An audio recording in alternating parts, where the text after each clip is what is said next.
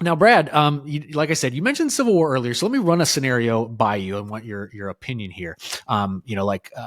Because we could find ourselves in some sticky situations, right? So, let's say a divorced couple. Let's say this Colorado bill passes as is right now, and we have a divorced couple living in Colorado. The dad won't affirm the son's gender transition. The mom wants to affirm the son's transition. So the dad takes the son and flees to a state where his son doesn't have to worry about the government taking him away. I can imagine that this would lead to some pretty tricky situations, logistically, legally, and all that. What do you think happens in those kind of situations? Yeah, that's a great question. Well, if the father takes the son, say from Colorado, say to Texas, and or Oklahoma, and the if the mother does not object, and the father has the child, and they have joint custody, and she makes no objection, and they've had the child there for I think it's 6 months, then the legal law of Texas is generally what would apply there. If the father has custody for that period of time, things shift. But let's say more likely, let's say the father takes the child, goes to Texas, the mother contests it, then the court could, well, first off, the first question is, does he have the right to have the child? But generally speaking, when they're divorced, they're shared custody. So he has them several. The boy stay on the weekend. She has the boy Monday through Friday. If he violates that and takes the child to Texas for 2 or 3 weeks, I mean, without her consent, then she can get an order from the court in Colorado to have the child immediately brought to the mother. The father can be in some serious difficulties that could happen legally from a potentially criminal perspective.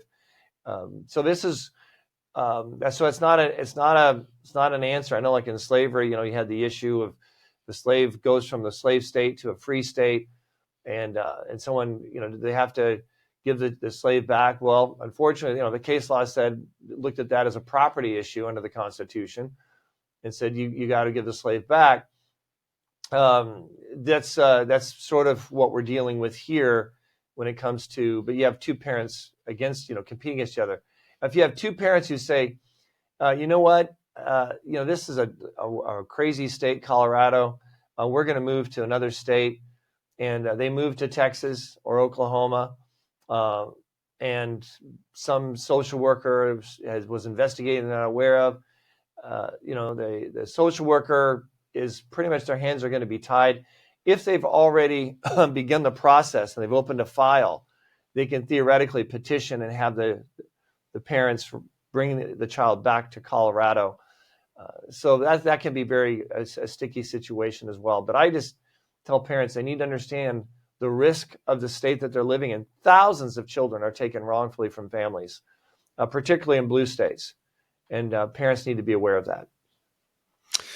That they do. I think there's still probably too many parents in the dark as far as, I see no evil, hear no evil, right? It's not, I didn't see it happen, so it must not be happening, even though it clearly is happening. Now, do you, in your personal opinion, Brad, do you think like these kind of situations where, the dad flees and the mom, wants to transition, is this, do you see a greater divide that might lead to a split in this country at some point?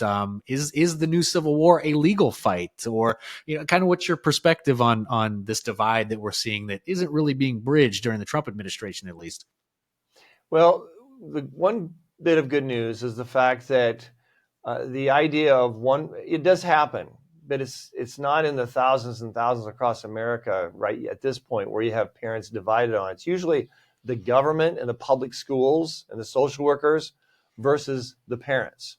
That's usually the conflict.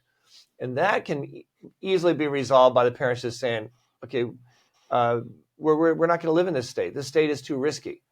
So that's the good news we have. Every family in America has the freedom right now, unless they're under existing investigation by CPS in their state. They have the ability to flee and to a red state.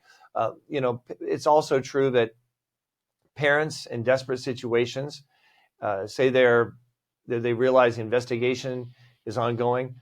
Could a parent arguably take their children, or parents take their children and get on a flight, assuming they have a passport, and fly to a state, or excuse me, to a country that is not cooperating with the United States in terms of mandates of sending back people and sending back children. Yeah, we've seen that happen before. It's obviously risky, and as an attorney, I can't prescribe that to any family. But that is one of the last hopes, if you will, for families in desperate situations. But I encourage them to get legal counsel before they do something radical like that. There's a number of complications that could happen. If they're fleeing and amidst a CPS investigation, and that's something they need to definitely investigate. Oftentimes, if they do decide to do something like that, they better expect not to come back to the United States, at least until the children all reach the age of 18 or even beyond, because they'll be potentially in a state of potential criminal prosecution in that situation. That's why, as an attorney, I can never advise something like that, and they need to seek legal counsel before they ever choosing to do something like that. Yeah, that would be kind of crazy. I didn't even think about fleeing to another country. And then if you flee to another country, you better make sure that country is a safe one. It could be just as crazy as some of the blue areas of the United States. You flee one persecution just to drop yourself off in a whole other world of persecution out there. I'm with you. I think long and hard if you're going to do something like that. Well, Brad, go ahead. It's very true. Well, I was going to say, it's very true, and especially countries that are developed countries like Europe, for example. That can be very problematic. However, I will say some countries like the UK, Britain, as liberal as they are and as atrocious they are with regard to religious freedom and things like that, it's illegal to assist a child, a minor, with trying to distort their gender. You can't change a gender, so I use the right word, which is distort their gender with hormone injections and cutting off body parts. That's illegal for minors, all minors in the United Kingdom. So there are some developed countries that are more advanced than the United States in terms of looking and addressing these issues. Other countries, south of the border, other countries, many of them are more conservative in terms of their values and understanding how crazy this may actually be in reality. And so people would need to do their homework, but they need to be very cautious, because if they're under investigation and they have an order from a court not to leave the state, not to transfer the child, and they do that, they could suffer criminal prosecution. But once again, they need to seek legal counsel before ever choosing to go down that road and that should be one of the final most acts of desperation, and they need to do it in a legal way if at all possible.